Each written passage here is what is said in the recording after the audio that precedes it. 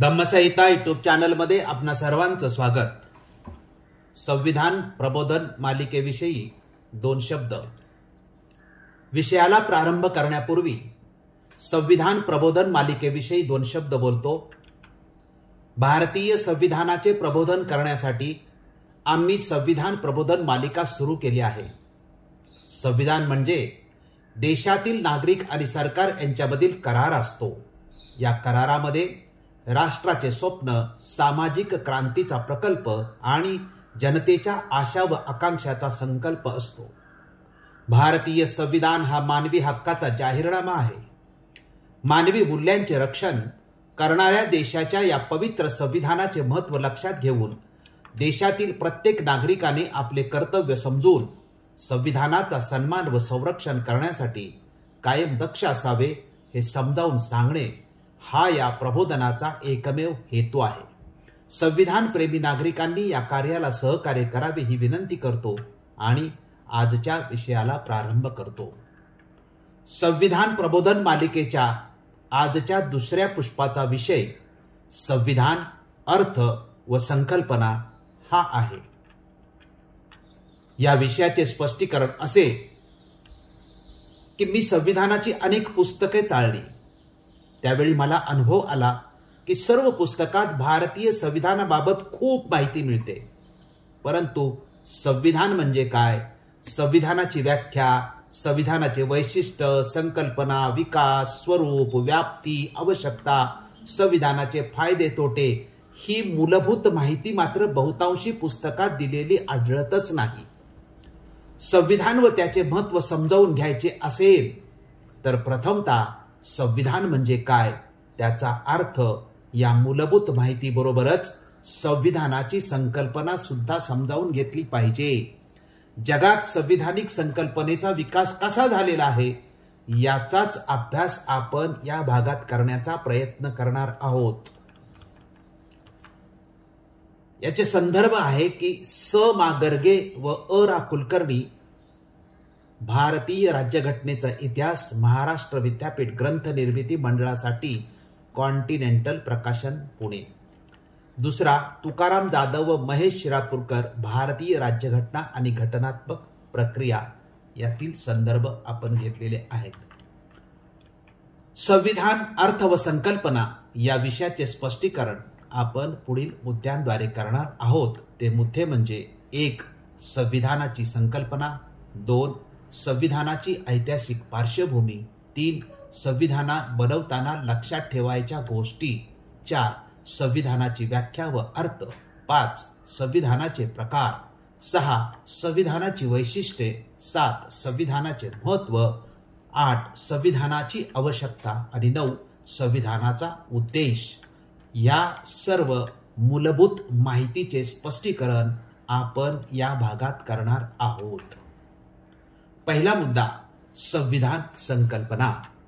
तर संविधान ही संकल्पना निर्माण होऊन ती विकसित कशी झाली याच्या अभ्यासाचे 5 मुद्दे आहेत। त्यातला पहिला मुद्दा टोळी जीवन, दुसरा समाज ही संकल्पना, तिसरा राजेशाही जीवन, चौथा राज्य आणि 5वा संविधान। आता या 5ही मुद्द्याचं संक्षिप्त आपण स्पष्टीकरण करूया। यातील पहिला मुद्दा म्हणजे टोळीचं जीवन हा आहे। याचे स्पष्टीकरण असे की अगदी प्रारंभीचा मानवी समाज टोळ्याने राहत होता। तो एका जागेवर स्थिर नव्हता, भटकंतीचे जीवन जगत होता। शिकार आणि वनस्पतीजन्य खाद्यपदार्थाचे संकलन हा उदरनिर्वाहाचा या समाजातील लोकांचा मार्ग होता। कालांतराने टोळी जीवनात परिवर्तन होते। मनुष्य शेतीकडे वळतो, पशुपालन करतो आणि उद्योगाकडे वळतो। यातूनच तो एका जागी स्थिर व्हायला सुरुवात होते, त्याचे परस्पराशी संबंध निर्माण होतात। त्यातूनच समाज ही संकल्पना उदयास येऊ लागते। प्राचीन काळात समाज ही संकल्पना निर्माण झाली। प्रसिद्ध समाजशास्त्रज्ञ राईट म्हणतात, केवळ लोकांचा समूह म्हणजे समाज नव्हे, तर समूहातील व्यक्तींमध्ये असणारी संबंधाची व्यवस्था म्हणजे समाज होय। समाज निर्मितीच्या नंतर राजेशाही ही संकल्पना उदयाला येते। ज्यामध्ये व्यक्ती सम्राट म्हणजे आजीवन राज्य प्रमुख म्हणून राज्य करतो, त्याचे अधिकाराची व्याप्ती ही अमर्याद असते. वारस वंश परंपरागत राहिला आहे. 20व्या शतकापर्यंत राजेशाही हे सरकारचे सर्वात सामान्य प्रकार होते. जेव्हा प्रजासत्ताकांनी राजेशाहीची जागा घेतली, विशेषतः पहिल्या महायुद्धाच्या शेवटी राजेशाहीनंतर राज्य ही संकल्पना उदयास आली. राज्याचा उद्देश समाजाच्या सर्वांगीण विकासासाठी आणि शांतता आणि अधिकाराच्या अभावाच्या स्थितीत विरुद्ध लढण्याच्या उद्देशासाठी असतो.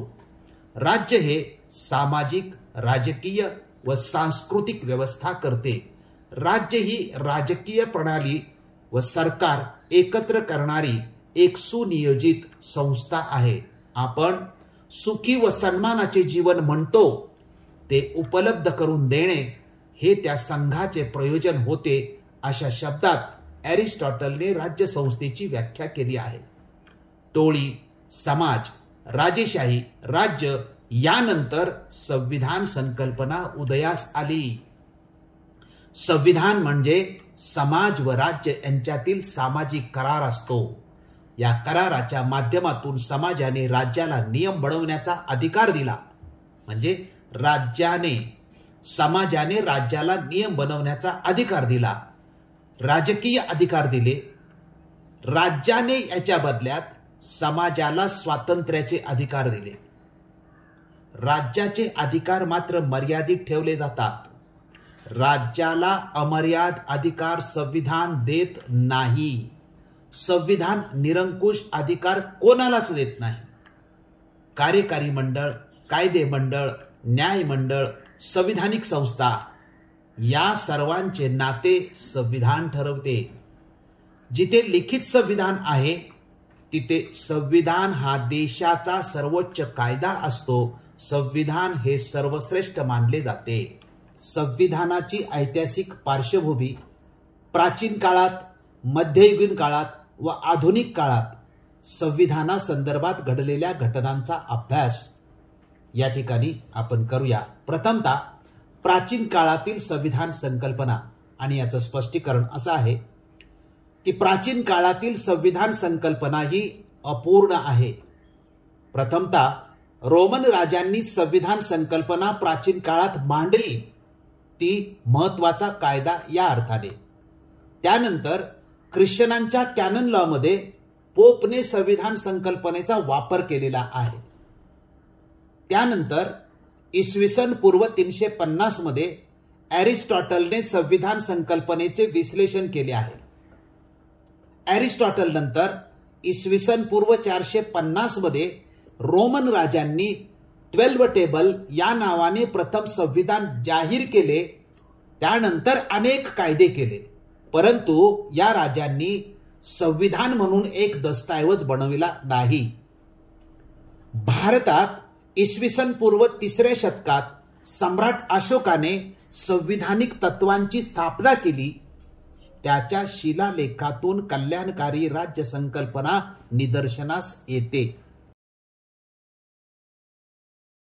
आता मध्ययुगातील संकल्पना काय आहे याचा अभ्यास केल्यास असे आढळते की मध्ययुगात मात्र संविधान संकल्पनेचा काहीही विकास झाला नाही, कारण मध्ययुगात सर्वत्र राजेशाही असल्याचे आढळते. मध्ययुगानंतर आधुनिक काळामध्ये संविधानिक संकल्पनेचा विकास कसा झाला हे पाहिल्यानंतर आपल्या लक्षात येतं. प्रथमतः आधुनिक म्हणजे विज्ञानावर आधारित हे समजून घेतलं पाहिजे. आधुनिक काळात प्रजासत्ताक पद्धती प्रस्थापित झाली. संविधान ही आधुनिक संकल्पना आहे. या पद्धतीत संविधानाचा पूर्ण विकास झाला आहे. संविधान शब्दाची परिपूर्ण संकल्पना 13व्या शतकात मॅग्ना कार्टापासून सुरू होते. व्यक्ती स्वातंत्र्याचा विकास 13व्या शतकात ब्रिटनमध्ये झाला. राज्य संकल्पनेमध्ये व्यक्ती स्वातंत्र्य व सामूहिक हित याचा सुवर्ण मध्य साधला गेला. याचा उगम ब्रिटनमध्ये 1215 मध्ये झालेला आहे. 15 जून 1215 रोजी राजे जॉन यांच्या कारकिर्दीत विंडसर येथे राजे जॉन आणि त्यांचे सरदार दरकदार यांच्यात पहिल्यांदा समझोता झाला, जो मॅग्ना कार्टा या नावाने ओळखला जातो.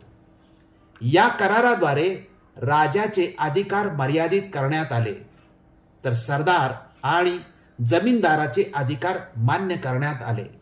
सर्वसामान्य नागरिकांना त्यांचे अधिकार मिळायला 82 वर्ष म्हणजे 1297 पर्यंत झगडावे लागले. 1297 मध्ये जॉन यांचे नातू राजे पहिले एडवर्ड यांच्या काळात Magna carta common law committee detail हा इंग्लिश कायद्याचा अविभाज्य भाग बनला. असे असले तरी आजही ब्रिटनमध्ये लिखित स्वरूपाचे संविधान नाही. ब्रिटिश संसदीय शासन व्यवस्था आणि त्या अंतर्गत ब्रिटिश नागरिकांचे मूलभूत अधिकार मॅग्ना कार्टापासून चालत आलेल्या ब्रिटिश कायद्याचा भाग आहेत. ब्रिटन सुपर पॉवर झाला कारण त्याने कायद्याचे राज्य निर्माण केले. ब्रिटनमध्ये कायद्याच्या राज्याने व्यक्ती स्वातंत्र्य व सामाजिक हित यांचा सुवर्ण मध्य साधला गेला. मॅग्ना कार्टावरून इंग्लंडमधील लोकांचे मूलभूत हक्क ठरत गेले. 1760 मध्ये ब्लॅकस्टोन याने फंडामेंटल लॉ ऑफ इंग्लंड ह्यात मॅग्ना कार्टाचा प्रामुख्याने उल्लेख केलेला आहे. अमेरिकन स्वातंत्र्य लढा आणि राज्यक्रांतीनंतर त्यांची राज्यघटना लिहिताना मॅग्ना कार्टाचा संदर्भ म्हणून वापर केला. ही सर्व आधुनिक लोकशाहीतील लोकाधिकारांची बीजे मॅग्ना कार्टात आहेत. संविधान संकल्पनेतील पहिले परिपूर्ण संविधान 21 जून 1789 मध्ये अमेरिकेमध्ये निर्माण झाले. ते 13 राज्यांनी मान्य केले होते. तोपर्यंत परंपरागत व अंशतः लिखित संविधाने होती. 1791 मध्ये ब्रिटनद्वारा कॉमनवेल्थची संविधाने निर्माण झाली. संपूर्ण जगाने संविधान संकल्पना स्वीकारली. भारतासाठी ब्रिटनने संविधान बनवण्याचे अनेक प्रयत्न केले, परंतु ते यशस्वी झाले नाहीत. आता संविधान बनविताना नेमक्या कोणत्या गोष्टी लक्षात ठेवायला पाहिजेत या डॉक्टर बाबासाहेब आंबेडकरांनी सांगितलेल्या आहेत. त्या कोणत्या गोष्टी आहेत ते पाहू. एल.आर. बाली यांनी संविधान पर डाका भीमपत्रिका पब्लिकेशन मार्च 2001 या पुस्तकात लिहिले आहे की डॉक्टर बाबासाहेब आंबेडकरांनी संविधान बनवताना कोणत्या गोष्टी निर्माणकर्त्यांनी समोर ठेवल्या पाहिजेत त्या सांगितल्या आहेत. ते म्हणतात की काही असे मौल्यवान विचार आहेत जे लोकशाहीचे आधारस्तंभ आहेत. या विचारांकडे दुर्लक्ष करणे म्हणजे लोकशाहीला संकटात व धोक्यात टाकणे होय. म्हणून या विचारांना क्रमवार सादर करणे आवश्यक आहे. पहिला विचार बाबासाहेब आंबेडकर म्हणतात की इतिहासाच्या या कठोर वास्तवाला स्वीकारा की प्रत्येक देशात 2 वर्ग असतात. एक सत्ताधारी वर्ग आणि दुसरा गुलामांचा वर्ग. या दोन्ही वर्गात सत्ता मिळवण्याचा संघर्ष निरंतर सुरू असतो. दुसरा विचार बाबासाहेब आंबेडकर सांगतात. ते म्हणतात की आपली सत्ता आणि प्रतिष्ठेच्या कारणाने सत्ताधारी वर्गासाठी गुलाम वर्गावर आपली सरदारी कायम ठेवणे सोपे होते. तिसरा विचार बाबासाहेब आंबेडकर म्हणतात की बालिग मताधिकार आणि वारंवार होणाऱ्या निवडणुका सत्ताधारी वर्गासाठी सत्ता व अधिकारापर्यंत पोहोचण्यासाठी कोणतीही अडचण निर्माण करत नाही. चौथा बाबासाहेबांचा विचार ते म्हणतात की कमीपणाच्या जाणीवेमुळे गुलाम वर्ग सत्ताधारी वर्गाला आपला नैसर्गिक नेता समजतात आणि गुलाम वर्ग स्वतःच सत्ताधारी वर्गाला आपला शासक बनवून निवडतो. पाचवा विचार बाबासाहेबांचा आहे. ते म्हणतात की सत्ताधारी वर्गाचा लोकशाही आणि स्वराज्य यांच्याशी काहीही मेळ नसतो.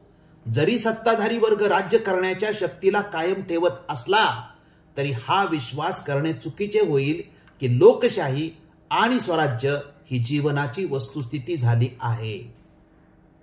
6वा बाबासाहेबांनी सांगितलेला विचार असा, आणि बाबासाहेब म्हणतात की लोकशाही आणि स्वराज्य बालिक मताधिकारावर आधारित संविधानाच्या उपस्थितीच्या कारणाने ही वास्तविकता बनत नाही, तर जेव्हा सत्ताधारी वर्ग राज्य करण्याच्या आपल्या सत्तेला गमावून बसतो तेव्हा लोकशाही आणि राज्य हे वास्तविक होते. आणि 7वा विचार बाबासाहेब आंबेडकरांचा, ते म्हणतात की काही देश असे असतात ज्यामध्ये गुलाम केवळ बालिक मताधिकारानेच सत्ताधारी वर्गाला सत्तेच्या बाहेर करतात. काही इतर देशात सत्ताधारी वर्ग एवढ्या मजबूतपणे संस्थापित झालेला असतो की त्याला बालिक मताधिकाराने सत्तेच्या बाहेर करता येत नाही. असे करण्यासाठी गुलाम वर्गाला जास्त संरक्षणाची गरज असते. लोकशाहीवर प्रेम करणाऱ्या प्रत्येक व्यक्तींनी या विचारांना लिहून भिंतीवर टांगून ठेवण्याची गरज आहे. त्यामुळे तो त्या विचारांना सतत पाहत राहील आणि लक्षात ठेवील. हेच ते विचार आहेत, दुसरे काहीही नाही, जे त्याला लोकशाहीसाठी संविधान निर्माण करते वेळी आपल्या मनात ठेवले पाहिजेत. अशा संविधानाचा मुख्य उद्देश सत्ताधारी टोळीला त्याच्या जागेवरून हटवणे आणि त्यांना कायमस्वरूपी सत्ता बनवण्यापासून रोखणे, असे डॉक्टर बाबासाहेब आंबेडकरांनी मांडलेले हे विचार आहेत. आता आपण संविधान म्हणजे काय, म्हणजे संविधानाची व्याख्या आणि त्याचा अर्थ संक्षिप्त स्वरूपामध्ये पाहण्याचा प्रयत्न करूया. संविधानाचा मूळ हा लॅटिन शब्द कॉन्स्टिट्यूटिओ आहे. या शब्दाचा अर्थ काय आहे, तर या शब्दाचा अर्थ आहे कॉन्स्टिट्यूटिओ म्हणजे नियम व आदर्श. या कॉन्स्टिट्यूटिओ या लॅटिन शब्दाचा पुढे कॉन्स्टिट्यूशन हा इंग्रजी शब्द प्रचलित झाला. ऑक्सफर्ड इंग्लिश शब्दकोशाने संविधानाची व्याख्या केली आहे ती अशी की मूलभूत तत्व किंवा प्रस्थापित उदाहरणे ज्यानुसार राज्य किंवा संस्था चालवली जाते अशी केली आहे. वेबस्टर शब्दकोशानुसार संविधान म्हणजे समाज, राज्य, राष्ट्र यांची मूलभूत तत्व. कार्ल फ्रेडरिच याने केलेली व्याख्या अशी आहे, तो म्हणतो की संविधान म्हणजे शासन संस्थेतील प्रभावी नियमबद्ध नियंत्रणाचे तंत्र होय. देशाचा राज्यकारभार व्यवस्थित चालवण्यासाठी काही निश्चित नियमांची आणि संकेताची आवश्यकता असते. अशा नियमांच्या आणि संकेताच्या लिखित पुस्तकास संविधान असे म्हणतात. केसी फेअर यांनी सांगितलेला संविधानाचा अर्थ आपण पाहूया. जगप्रसिद्ध संविधान तज्ञ केसी फेअर संविधानाचा अर्थ सांगताना लिहितात की संविधान हा शब्द राजकीय चर्चा करताना साधारणपणे 2 अर्थाने वापरला जातो. एक, देशाच्या राज्यकारभाराच्या पद्धतीचे वर्णन करण्यासाठी नियमांचा संच असतो ज्याद्वारे शासन चालवले जाते. यातील काही नियम कायदेशीर असतात ज्यांना न्यायालयात मान्यता दिली जाते, तर काही नियम हे कायदेशीर नसतात, त्याला अतिरिक्त कायदे म्हणतात. ते म्हणजे रूढी, परंपरा व संस्कृती. या नियमांना जरी न्यायालयात मान्यता नसली तरी शासन व्यवस्थेत त्याचे महत्त्व मात्र अजिबात कमी नसते. जगातील बहुतांशी देशातील शासकीय प्रकार अथवा पद्धती या 2 प्रकारच्या नियमांना एकत्र करूनच बनवलेल्या आहेत. ब्रिटन सोडून बहुतांशी देशात फक्त कायदेशीर नियमांचाच संच करून संविधान निर्माण केलेले असल्याचे आढळते. एखाद्या देशाची मूलभूत तत्व नियमांचा संच किंवा आदर्श असतात ज्यांच्या आधारे देशाचे सरकार चालविले जाते. संविधान हे एक कायदेशीर दस्तऐवज असून त्यातून देशाच्या मुख्य संस्थांचे वर्णन केलेले असते. या संस्थांमधील संबंध आणि शक्तीच्या वापरावर मर्यादा ठरवण्यात येतात. संविधानातून नागरिकांचे हक्क आणि कर्तव्यही ठरवली जातात. अर्थ आणि व्याख्या पाहिल्यानंतर आपण संविधानाचे प्रकार पाहूया. संविधानाचे दोन प्रकार आहेत. एक लिखित संविधान म्हणजे कोडिफाईड आणि दुसरं अलिखित संविधान म्हणजे अनकोडिफाईड. जगात अलिखित संविधान असलेले देश म्हणजे England, New Zealand, Israel, Vietnam, Saudi Arabia. अलिखित संविधानाबाबत मात्र मोठा गैरसमज निर्माण होतो की लिखित संविधान नाही म्हणजे संविधानच त्या देशाला नाही. तर असे काही नाही. हा गैरसमज आहे. जिथे लिखित संविधान नाही तिथेही देश कायद्यानेच चालतो. फक्त सर्व कायदे एकत्रित एका पुस्तकात क्रमवार लिहिलेले नसतात. असे क्रमवार लिहिलेले कायद्याचे पुस्तक ज्या देशात नाही त्याची वेगवेगळी त्या देशांनी कारणे सांगितलेली आहेत. उदाहरणार्थ ब्रिटन हे राष्ट्र ऐतिहासिक पद्धतीने विकसित झालेले आहे म्हणून तिथे लिखित संविधान नाही. इस्रायलमध्ये लिखित संविधान संसदेलाच मान्य नाही म्हणून तिथे लिखित संविधान नाही. जर्मनीमध्ये तर मूलभूत कायदे आहेत परंतु ते सर्व एकत्रित एका पुस्तकात क्रमवार नाहीत. जिथे लिखित संविधान नाही ते देशही कायद्यानेच चालतात आणि जिथे लिखित संविधान आहे ते देशही कायद्यानेच चालतात.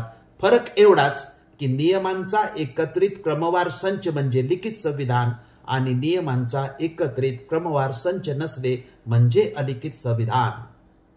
ज्या देशात लिखित संविधान असते तेथील कायद्यामध्ये स्पष्टता असते. लिखित संविधान जिथे असते तिथे संविधान सार्वभौम व सर्वश्रेष्ठ असते. तर जिथे लिखित संविधान नसते तिथे संसद ही सार्वभौम असते. असे दोन प्रकार आहेत. आता आपण संविधानाची वैशिष्ट्य अतिशय संक्षिप्त स्वरूपात त्याचं स्पष्टीकरण न देता फक्त संक्षिप्त स्वरूपात पाहू. पहिलं वैशिष्ट्य म्हणजे संविधान म्हणजे समाज, संस्था, राज्य व देश यांच्या नियमावलीचं पुस्तक. 2. संविधान हा देशाच्या राज्यकारभाराचा ग्रंथ असतो. तिसरे वैशिष्ट्य संविधान हे तत्व, नियम, न्याय यावर आधारित अनुशासन असतं. चौथं वैशिष्ट्य संविधान म्हणजे आधुनिकता, विज्ञानवाद, स्वातंत्र्य, समता, बंधुता, अहिंसा, शिक्षण, निर्भयता आणि सामाजिक न्याय. पाचवं वैशिष्ट्य म्हणजे संविधान म्हणजे जात, धर्म, प्रांत, भाषा या अहगंडापेक्षा देश मोठा आहे याची जाणीव होणे. सहावं वैशिष्ट्य संविधान हे देशाचा राज्यकारभार सुरळीत आणि अखंडपणे चालवण्यासाठी सरकारला नियंत्रित करणारी एक व्यवस्था. सातवं वैशिष्ट्य आहे संविधान हे देशातील नागरिक आणि सरकार यांच्यामधील करार असतो. संविधान हे राष्ट्राचे स्वप्न व महत्वाकांक्षा असते. संविधान हे मानवी मूल्यांचे रक्षण कसे होईल याबद्दल एक लिखित सर्वोत्कृष्ट स्वरूपात असलेली रूपरेखाच असते. संविधान हे न्यायदेवतेसमोर प्रत्येकासाठी समान न्याय, हक्क व अधिकार देणारी व्यवस्था असते. संविधान हे लोकांनी लोकांसाठी व लोकांकडून राज्य चालवण्यासाठी व अधिकृतरित्या दिलेल्या माहितीचा जो संग्रह असेल. ही संक्षिप्त स्वरूपामध्ये संविधानाची वैशिष्ट्य मी सादर केलेली आहेत. आता आपण पुन्हा संक्षिप्त स्वरूपामध्ये संविधानाचं महत्व हे पाहूया. पहिलं महत्व आहे की ज्याप्रमाणे प्रत्येक धर्माचा एक पवित्र धर्मग्रंथ असतो त्याचप्रमाणे प्रत्येक देशालाही सूत्रबद्ध पद्धतीने राज्यकारभार चालवण्यासाठी एक ग्रंथ बनवलेला असतो. दुसरं महत्व नियम आणि संकेत या व्यतिरिक्त संविधानात प्रत्यक्ष किंवा अप्रत्यक्षपणे देशाचे ध्येय आणि उद्दिष्ट ही नमूद केलेली असतात. त्यामुळे कोणत्याही देशाच्या राज्यकारभारात संविधानाला महत्वाचं स्थान आहे. संविधानामध्ये समाजाच्या आशा आकांक्षाचे, ध्येयाचे आणि उद्दिष्टांचे स्वरूप व्यक्त केलेले असते म्हणून संविधान हे महत्वाचं आहे. 4. नागरिकांचे सन्मानात्मक जीवन व त्यांचे रक्षण संविधानिक यंत्रणेद्वारे होते. 5. एक व्यक्ती म्हणून नागरिकाला सन्मानाने जगण्याचा हक्क आहे आणि तो हक्क त्याला सर्वोच्च अशा संविधानाने दिलेला असतो. सन्मानाने जगण्याच्या हक्काच्या संरक्षणासाठी विविध संविधानिक यंत्रणा त्याच्यासाठी उपलब्ध आहेत ह्याची खात्री झाल्यावरच वैयक्तिक जीवनातील अनेक निर्णय घेण्याचे धाडस नागरिक करतात.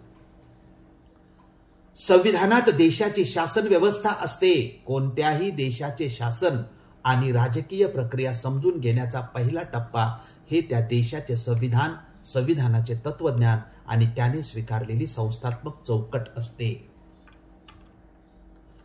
संविधानाची आवश्यकता काय हा मुद्दा थोडक्यात स्पष्ट करूया. तो असा की तुम्ही नागरिक म्हणून स्वतः असा विचार करून पहा की आपल्याला संविधानाची आवश्यकता का असू शकते. त्या पहिला मुद्दा आहे की अनुशासन हा सृष्टीचा नियम आहे. व्यक्ती, कुटुंब, समाज, संस्था, राज्य, देश यांच्या अनुशासनासाठी संविधानाची आवश्यकता असते. अनुशासनामुळे हे सर्व घटक विकसित होतात. अनुशासनहीनता म्हणजे संविधान नसणे, म्हणजे तत्व, नियम व न्यायविरहित स्वैराचारी अराजकाचं जीवन होय. दुसरं महत्व आहे की राष्ट्राची वाटचाल कशी असावी, देशातील शासन व्यवस्था कशी असावी आणि कार्यकारी मंडळ, न्यायपालिका, विधिमंडळ यांचे आपसातील संबंध कसे असावेत हे निश्चित करण्यासाठी संविधानाची आवश्यकता आहे. नागरिकांचे मूलभूत अधिकार व त्यांचे रक्षण करण्यासाठी संविधानाची आवश्यकता आहे. एखाद्या स्वतंत्र देशाला संविधानाची आवश्यकता असते कारण भविष्यात त्या देशाची वाटचाल कशी व्हावी, समाजात निर्णय घेण्याचे अधिकार कोणाकडे असावेत, सरकार कसे निर्माण व्हावे आणि त्या सरकारवर नियंत्रण ठेवणारे नियम काय असावेत, नागरिकांना कोणते मूलभूत हक्क प्राप्त झाले आहेत, या अधिकारांचे संरक्षण कोण करेल आणि अधिकार व स्वातंत्र्य यांना नुकसान पोहोचवणाऱ्यास दंड कोण करेल इत्यादी लिखित स्वरूपातील तरतुदी ह्या संविधानात समाविष्ट असतात. मूलभूत नियमांचा संच प्रदान करणे जे समाजातील सदस्यामध्ये कमीत कमी समन्वय ठेवण्याची परवानगी देतात. समाजात निर्णय घेण्याचा अधिकार कोणाकडे आहे हे निर्दिष्ट करण्यासाठी संविधानाची आवश्यकता आहे. आता आपण संविधानाचा उद्देश अगदी संक्षिप्त स्वरूपात स्पष्टीकरण न करता संक्षिप्त स्वरूपात पाहू. संविधानाचा पहिला उद्देश राज्य स्थापन करणे, दुसरा राज्याला मर्यादित अधिकार देणे, तिसरा समाजाला जास्तीत जास्त स्वातंत्र्य देणे, चौथा संस्थांची रचना करणे, पाचवा दिशादर्शक नियम व अटी यासाठी कायदे करणे आणि सहावा कायद्याचे अधिराज्य लागू करणे. हे संविधानाचे महत्त्वपूर्ण उद्देश आहेत. आता आपण सारांश पाहूया की संविधान, अर्थ व संकल्पना या विषयाशी संबंधित आपण सर्व मुद्द्याचा अभ्यास केल्यानंतर हे स्पष्ट होते की आधुनिक काळात जगातील प्रत्येक संस्था, राज्य व देश यांच्या अनुशासनासाठी संविधानाची आवश्यकता असते. आम्ही संविधान, अर्थ व संकल्पना या विषयाची जी माहिती दिली ती आपण लक्षपूर्वक ऐकली व पाहिली त्याबद्दल आपणा सर्वांचे मनपूर्वक आभार मानतो. आपण हा व्हिडिओ जास्तीत जास्त लोकांपर्यंत पाठवून संविधान प्रबोधन मालिकेला यशस्वी करण्यासाठी सहकार्य करावे ही विनंती. पुढचे मालिकेतील तिसरे पुष्प भारतीय संविधानाची ऐतिहासिक पार्श्वभूमी हे आहे. आपण जरूर पहा. धन्यवाद. जय भारत, जय संविधान.